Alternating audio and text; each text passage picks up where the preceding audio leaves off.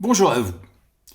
Une société sans école, c'est le titre français à la fois provocateur et explicite d'un livre d'Ivan Illich, un philosophe autrichien aujourd'hui un peu oublié, mais qui était pourtant très populaire il y a une cinquantaine d'années. Ancien prêtre, Illich est à cette époque un des grands critiques de la société moderne et une des figures les plus charismatiques de l'écologie politique. Une société sans école, ça ne signifie évidemment pas une société sans éducation ou sans instruction. Ça signifie une société dans laquelle l'éducation est pensée autrement. Car la faillite de l'école en tant que système est pour Illich une évidence, et la critique qu'il en fait est radicale. D'abord, l'obligation scolaire est un obstacle au développement personnel et à l'épanouissement des enfants. Des enfants qui par ailleurs s'ennuient à l'école durant de longues années, des enfants qui sont obligés d'emmagasiner une somme de connaissances très souvent sans rapport avec leurs propres aspirations, mais aussi sans grand rapport avec les exigences du monde du travail. Ensuite, dans la mesure où les enseignants sont soumis à des programmes stricts et qu'on attend d'eux des résultats, l'école a tendance à entraver chez l'élève l'ouverture d'esprit, la curiosité, la créativité et surtout la volonté personnelle d'apprendre. L'école fait croire à l'élève qu'il a besoin de l'école pour apprendre. Face au savoir qui lui est imposé et qu'il reçoit passivement, face à un savoir qui est considéré comme une véritable marchandise qu'on lui vend, l'enfant renonce en effet à la responsabilité de son propre apprentissage. Nous consacrons la plus grande partie des 20 premières années de notre vie à l'école.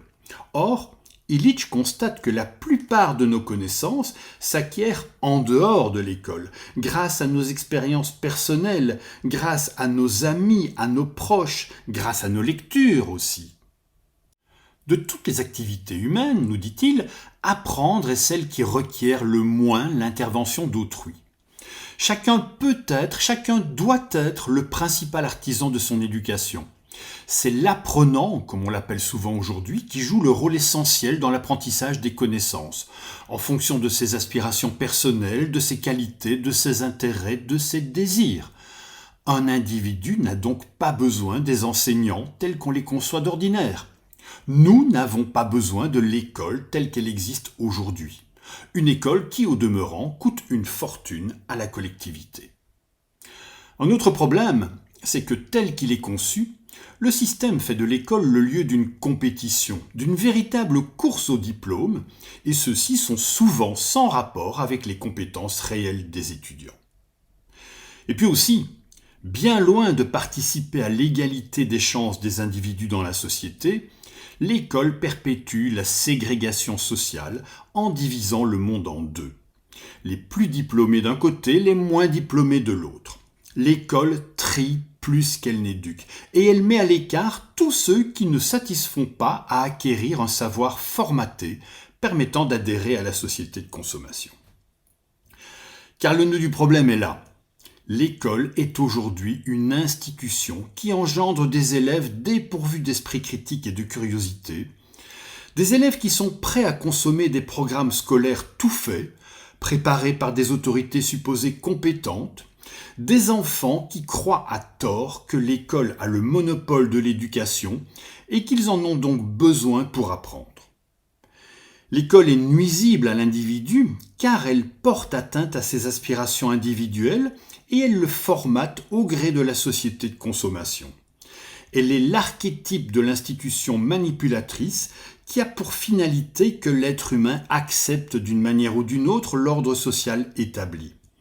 L'école programme l'individu à devenir un consommateur docile dans une société capitaliste plutôt qu'un citoyen réfléchi et responsable. Voilà pour le constat. Alors que faire ? Eh bien tout simplement imaginer une société sans école. Pour Illich, il s'agit littéralement de déscolariser la société et de proposer une alternative inédite. Et cette alternative tiendra compte de deux paramètres essentiels.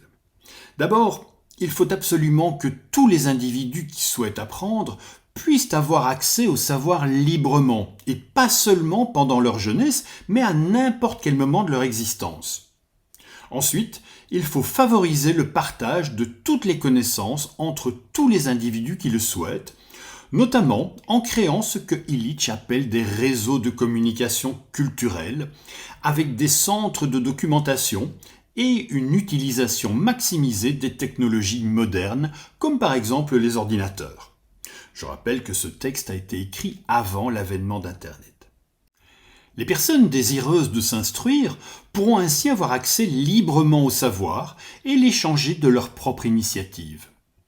Illich insiste sur la possibilité d'un enseignement mutuel, dans lequel chacun peut apprendre de l'autre, chacun peut apprendre à l'autre, quitte à s'appuyer ponctuellement, dans tel ou tel domaine, sur des instructeurs compétents qui fonderont leur légitimité non pas sur un diplôme quelconque, mais simplement sur leur savoir-faire et leur expertise véritable.